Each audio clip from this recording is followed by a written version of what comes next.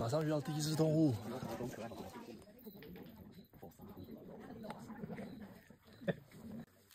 好像被包围了。是的。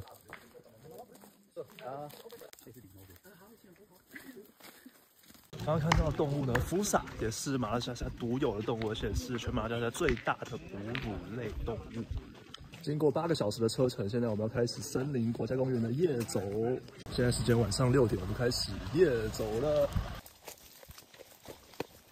Very well, that's why she doesn't move. Oh, he doesn't move. Again, four. Same type of one that we tried. From here, cannot see the tail because of the branch. It's very high in the high.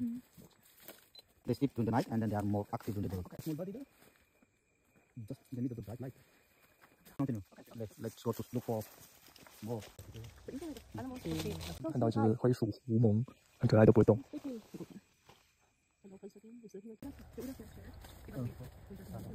Normally, yes, but not.